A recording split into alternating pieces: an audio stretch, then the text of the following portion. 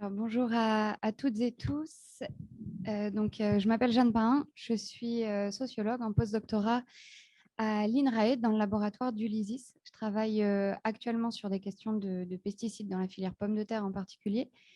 Mais aujourd'hui, ce que je vous présente, c'est un peu un tour d'horizon sur les capacités politiques qu'ont les collectivités territoriales à agir sur la régulation du secteur agricole, c'est-à-dire à agir aussi sur les pesticides, mais pas que, puisque effectivement l'exemple de Rennes et Haut-du-Bassin rennais, c'est un exemple singulier dans la mesure où il est tout à fait novateur et extrêmement bien ficelé et prometteur, etc. Mais en fait, c'est aussi un exemple assez esselé par rapport au paysage français de la régulation du secteur agricole à l'échelle locale. Et en tout cas pour le moment, avant l'essaimage qui est en cours. Mais donc aujourd'hui, moi, ma présentation, elle va parler justement des capacités locales qu'ont les collectivités à réguler l'agriculture en fonction de là où on se situe, à quelle échelle de gouvernance on se situe. Donc, dans les propos introductifs de Bruno Ricard, ce matin, j'avais noté que effectivement, le passage des communes en zéro phyto, ça n'avait pas été un enjeu extrêmement compliqué. Et donc là, ce que moi, en tout cas, mon périmètre de discussion aujourd'hui, c'est justement agir sur les produits phyto et sur le secteur agricole en règle générale à l'extérieur des communes. Donc, je ne vais pas parler justement des cimetières ou des aires de jeu, etc. C'est donc vraiment agir sur les phytos dans les fermes agricoles. Et puis, j'avais retenu aussi le propos de Madame Gasquel qui citait donc, le rapport de Vers une agriculture sans pesticides de 2022, avec le constat qu'on avait plein d'initiatives locales, mais pas de changement au niveau national.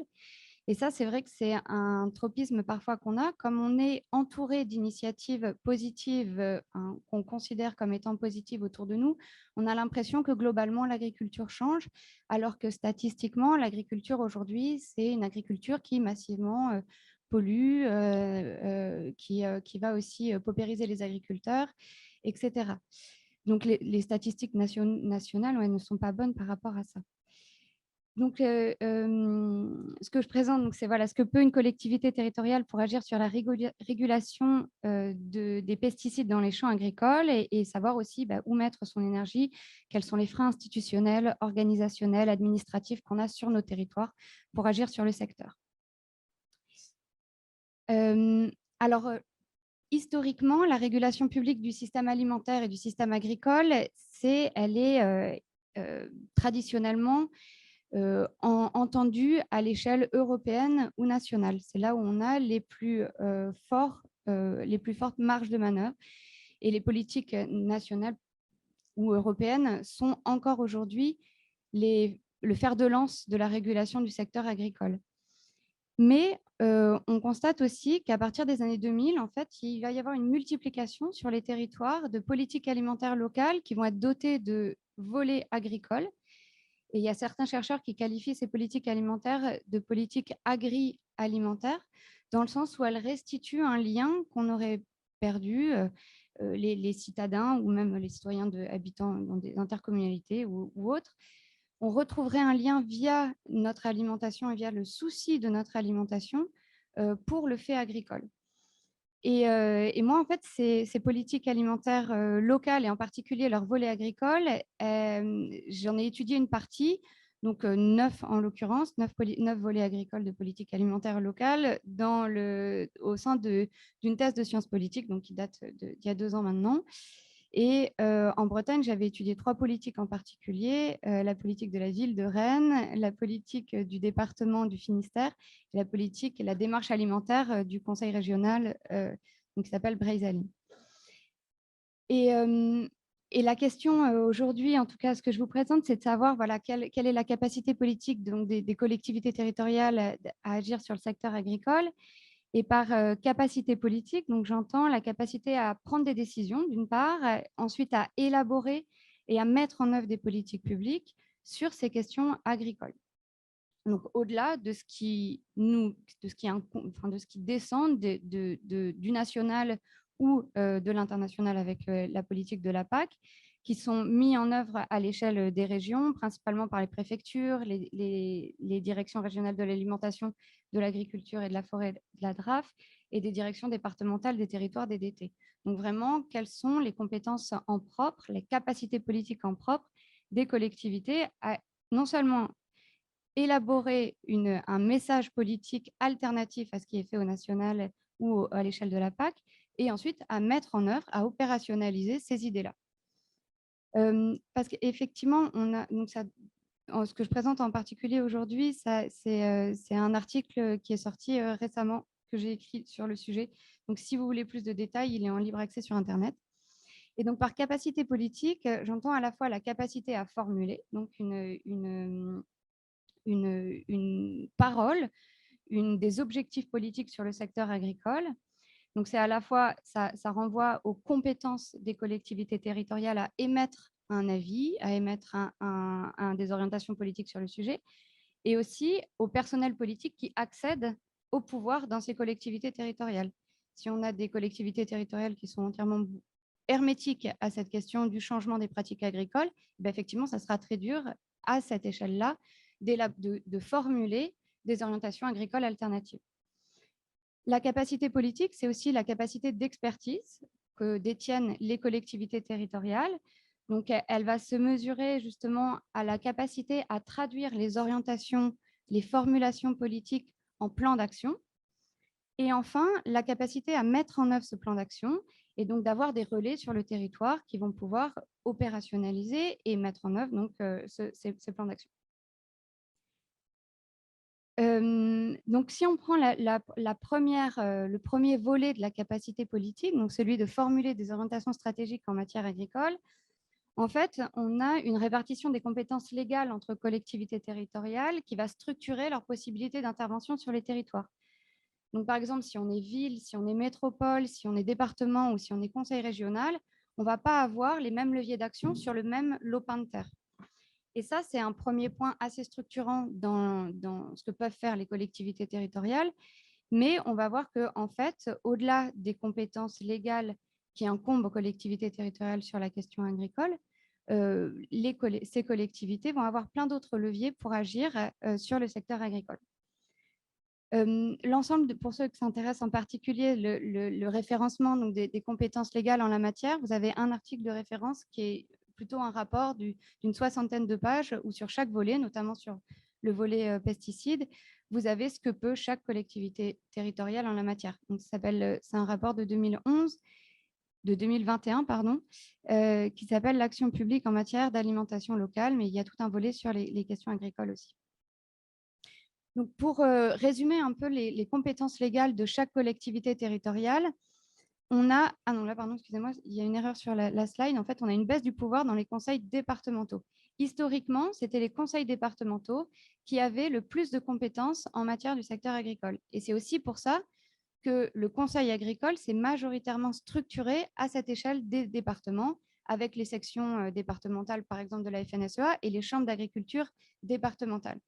Et en fait, avec la loi NOTRe, on a une perte de la compétence générale des départements qui va leur faire perdre cette compétence d'action sur le secteur agricole. Donc là, on a une baisse du pouvoir des conseils départementaux en la matière. Et à l'inverse, on a une hausse de ces compétences pour les conseils régionaux, puisque avec cette même loi, donc la loi de 2014, donc MAPTAM plutôt, on a un transfert des compétences, notamment sur la gestion des fonds PAC de l'État vers les conseils régionaux.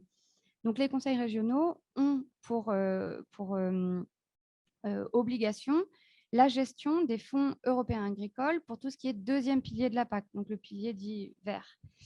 Ce pilier de la PAC, il représente environ 20% du budget global, donc ce qui est une somme importante. Et on estime, par exemple, sur la dernière programmation 2015-2021, que les régions avaient une enveloppe financière de 2,32 milliards d'euros à gérer sur leur territoire. Alors, ce n'est pas elles qui décident entièrement, ce n'est pas ces conseils régionaux qui décident directement où elles vont allouer les 2 milliards, puisqu'il y a un cadre national qui contraint extrêmement cette action. Mais on estime à peu près à 20% le pourcentage de cette enveloppe sur lequel les conseils régionaux vont pouvoir avoir une marge de manœuvre et vont pouvoir dire bah là, on va financer plutôt ce type d'agriculture qu'une autre. Et enfin, on a, avec les lois, les dernières lois visant à la décentralisation, on a un transfert des compétences du développement économique des communes vers les intercommunalités, donc une hausse du pouvoir d'agir sur le secteur agricole des intercos, en particulier des métropoles, avec ce gain de compétences économiques. Donc, elles peuvent agir au nom de cette compétence économique sur les exploitations agricoles. Et à l'inverse, une sorte de dépossession des compétences des communes, donc au profit des intercommunalités. Et donc, on voit en final que les communes, les villes, les centres urbains, sans compter les intercos, sont des collectivités territoriales qui sont assez peu dotées en compétences légales pour agir sur le secteur agricole.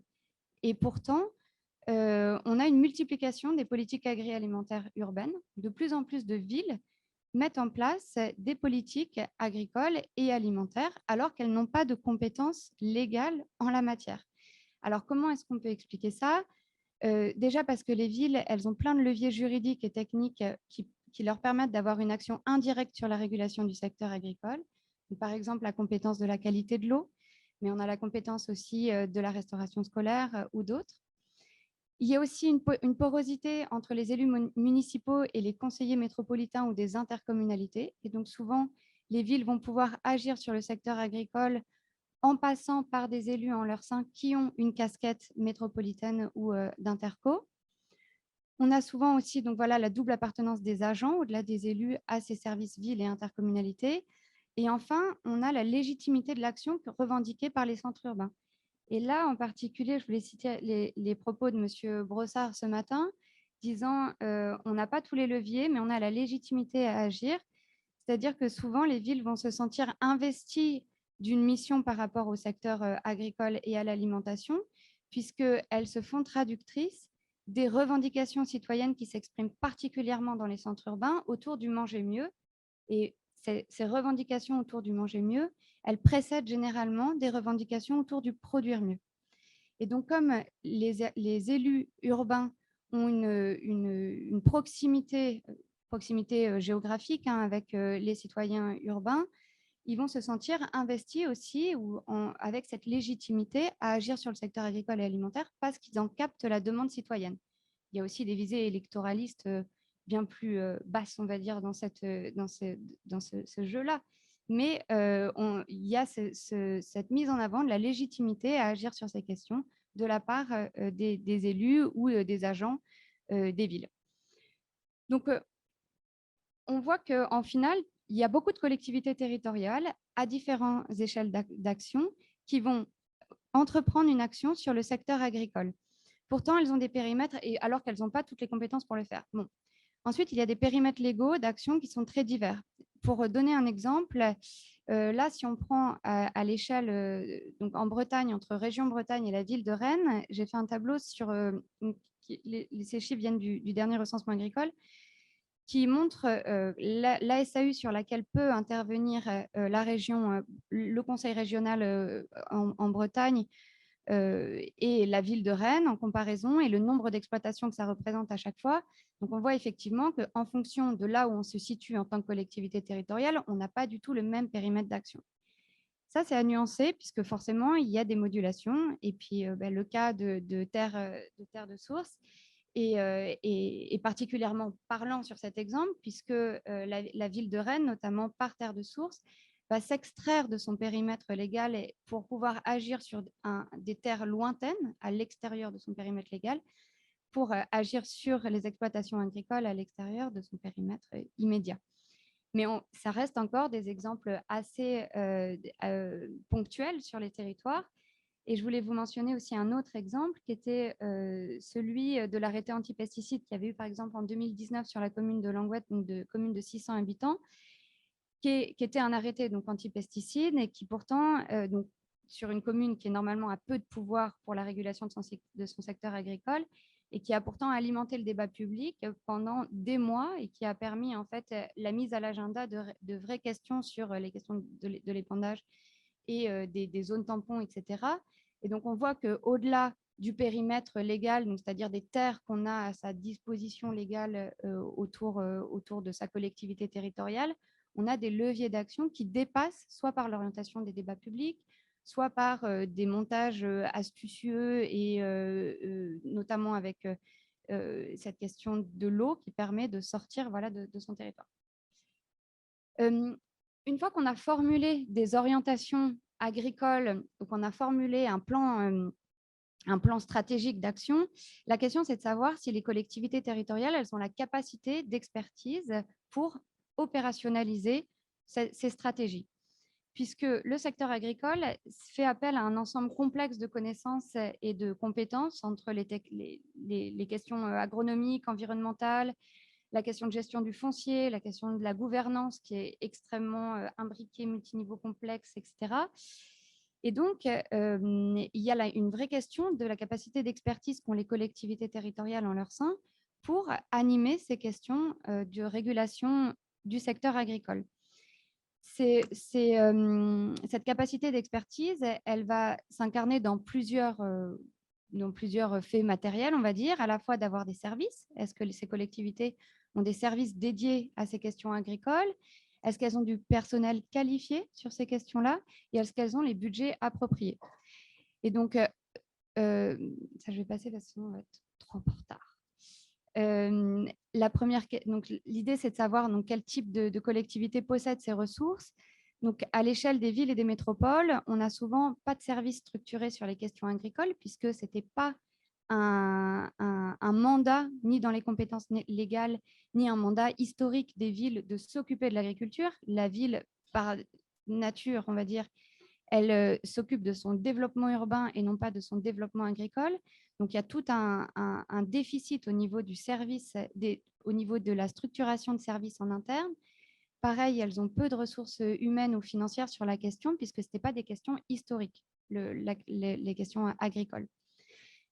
Au niveau des conseils régionaux, à l'inverse, on a des services qui sont extrêmement bien structurés sur les questions agricoles. On a dans tous les conseils régionaux une vice-présidence dédiée aux questions agricoles. On a des commissions sur l'agriculture et on a des services avec des dizaines de personnes qui travaillent à l'intérieur qui ont des compétences pour opérationnaliser des stratégies, etc., sur l'agriculture.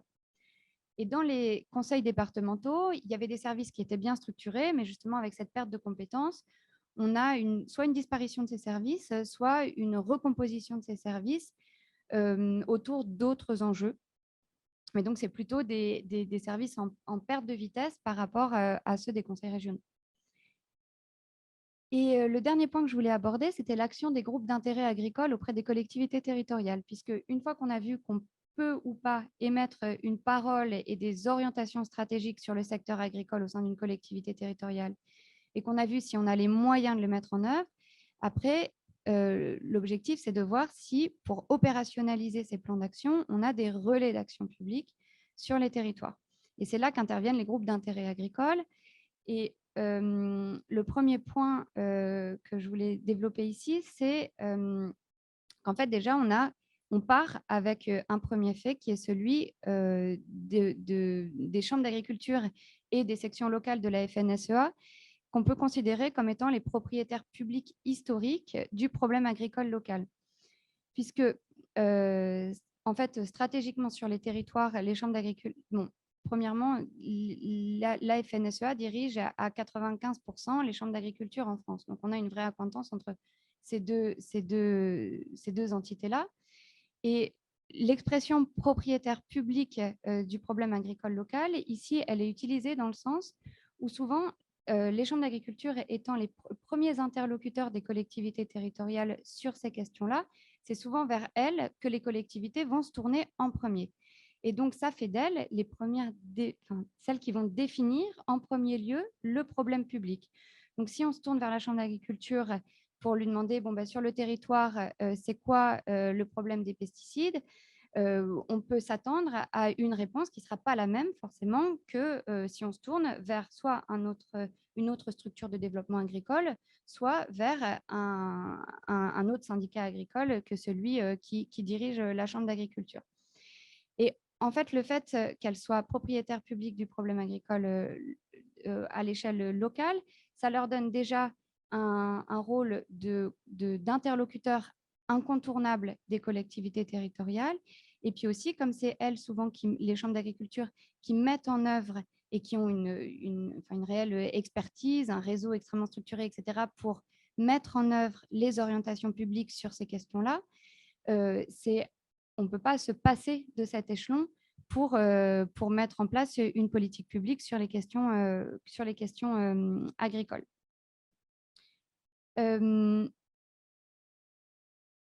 Donc, ces propriétaires publics du problème agricole local, donc Chambre d'agriculture et les sections locales de la FNSEA, elles ont eu tendance ces dernières années à se régionaliser avec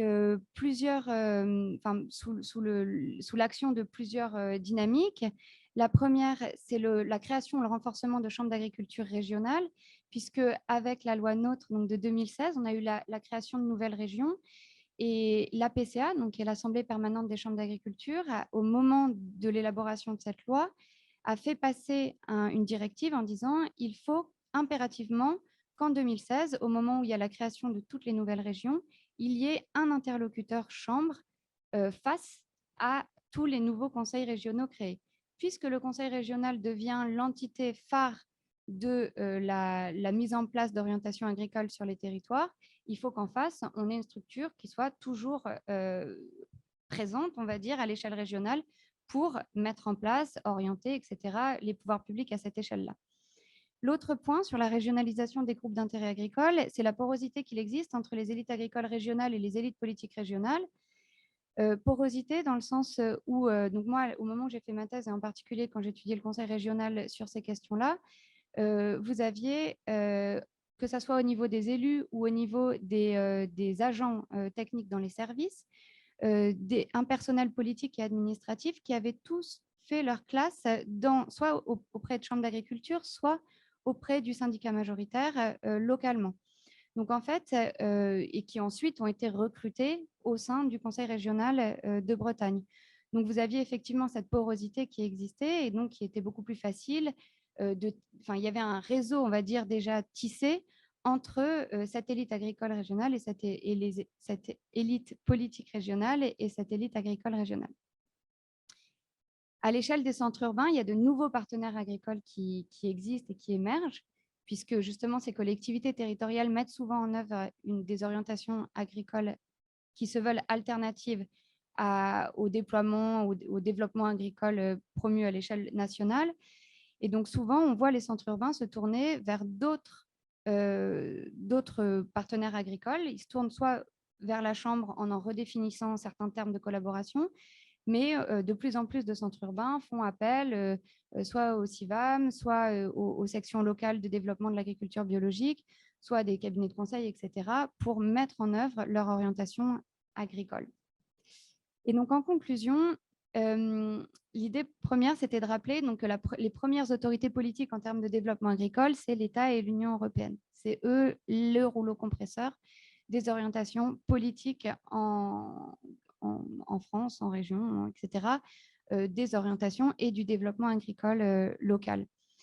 On a quelques marges de manœuvre qui restent au local, qui sont inégalement réparties entre les collectivités territoriales, et en particulier, donc en étudiant les volets agricoles des politiques agroalimentaires, moi j'ai pu voir qu'à l'échelle urbaine, il y avait généralement une visée plus réformatrice sur le développement du secteur agricole, donc mené par ces centres urbains, notamment en termes de réduction de l'usage des pesticides, mais que les centres urbains ne bénéficient pas de la capacité politique des conseils régionaux pour mener à bien ces politiques alternatives agricoles, pour un ensemble de raisons donc, que j'ai déjà évoquées, que ce soit sur le manque de moyens, le manque de structuration en interne, que ce soit au niveau des services ou de recrutement d'agents qualifiés sur ces questions agricoles et qui soient suffisamment nombreux pour peser sur les décisions en interne au sein des villes, notamment face à des services d'aménagement urbain qui sont historiquement très bien ancrés et qui sont très puissants. Et puis enfin, parce que à l'échelle du conseil régional, il y avait cette porosité très forte avec les élites agricoles locales qui ne poussaient pas vers un changement des pratiques à l'échelle des exploitations, mais plutôt vers la promotion de filières, enfin de produits locaux, vers un mot d'ordre du manger local sans qualification de ce local, si ce n'est qu'il est local, on va dire. Donc, l'idée, c'est de mettre en avant le qualificatif du local pour dire qu'il y a un changement dans les orientations agricoles promues, mais qu'en fait, derrière, il n'y a pas de changement en termes d'itinéraire technique, de diversification au sein de la ferme, etc. Et donc, c'était plutôt ça, le mot d'ordre à ce moment-là au Conseil régional de Bretagne par rapport à cette politique alimentaire moi, que j'avais étudiée. Donc, voilà, merci pour votre attention.